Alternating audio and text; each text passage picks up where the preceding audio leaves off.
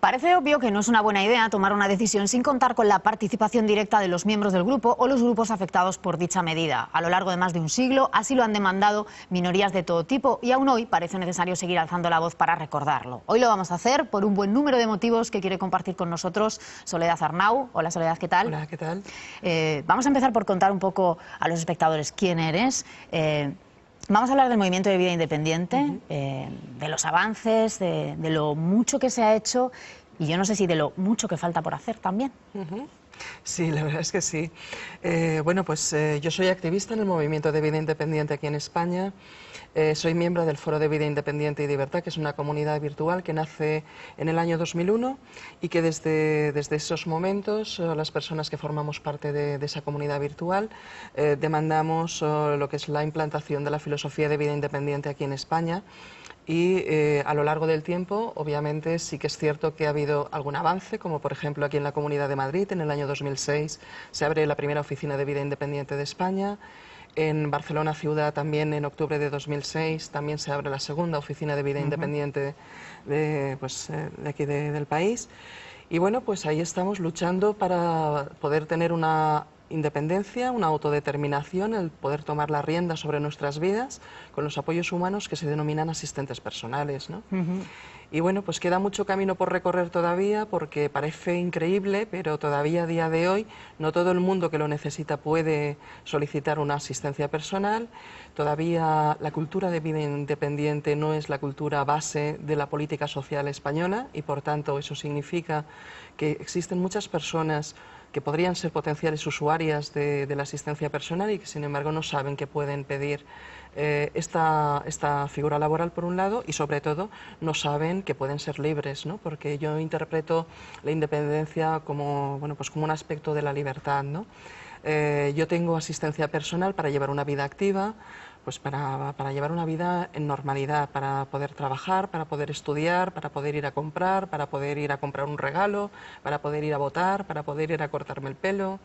Para ser un ciudadano integrado absolutamente en la comunidad, ¿no? Y con derecho, con los mismos derechos que cualquier otro ciudadano. Efectivamente, de eso es de lo que se trata.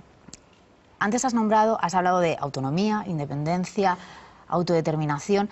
Son conceptos que más o menos creemos saber qué son, pero explícanos el matiz, porque yo tenía alguna duda cuando leía, ¿no?, sobre el movimiento, sobre la filosofía del movimiento. ¿Qué implica cada uno? ¿Dónde empieza lo uno y dónde acaba lo otro?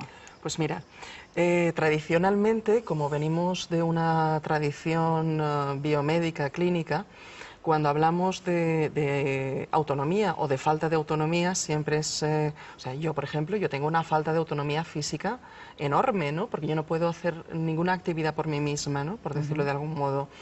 Entonces, a ese terreno, obviamente, esa perspectiva médica, sí es cierto que tengo una falta de autonomía, pero la demanda de la filosofía de vida independiente precisamente da un giro como filosófico y lo que pretende es centrarse en la autonomía y en la independencia moral, sobre todo, ¿no? Y en ese sentido, claro, pues existen muchas personas que podemos ser autónomas, podemos ser independientes, ¿no? Y para eso, bueno, pues tenemos que tener la posibilidad de tomar la rienda sobre nuestras propias vidas, cosa que tradicionalmente nunca ha sucedido así. Siempre hemos sido un poco, bueno, pues objetos de servicios sociales y un poco, pues eso de una tradición caritativa y asistencialista, ¿no? Entonces, claro, todo ello ha pervertido un poco el hecho de que realmente las personas podemos realmente empoderarnos, podemos ejercer nuestra plena ciudadanía o podemos nuestro pleno desarrollo personal, ¿no? Por supuesto, con apoyos humanos, ¿no? Yo siempre digo lo mismo y si me permites, a mí no me molesta o no me supone ningún trauma en absoluto el hecho de que yo no pueda levantar biomecánicamente mi brazo, yo no lo puedo levantar y por tanto yo no me puedo dar de comer. Yo ahora mismo tengo 44 años, jamás en la vida me he dado de comer sola, jamás, pero eso no es ningún trauma. El trauma es cuando no tienes horas de asistencia personal, cuando no tienes asistencia personal y por tanto no puedes comer cuando tú quieres, donde quieres y comer la comida que tú desees, ¿no? ¿Y quién tiene en sus manos ese cambio, ¿no?, de mentalidad que decías? ¿Son las instituciones públicas? ¿Es la sociedad en general? ¿Las propias personas con diversidad funcional? ¿Quién tiene que hacer más ese cambio de chip para que se produzca, ¿no?, todo ese...?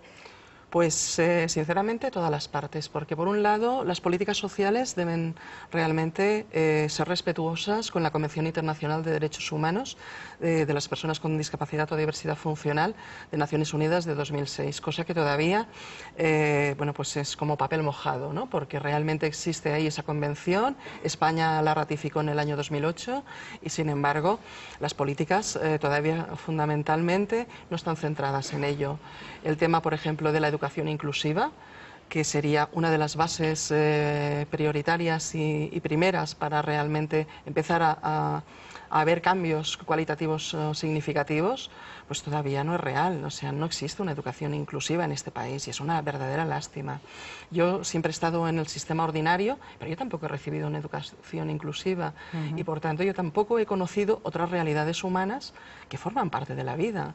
Y al final, pues unas realidades y otras nos perdemos todas, ¿no?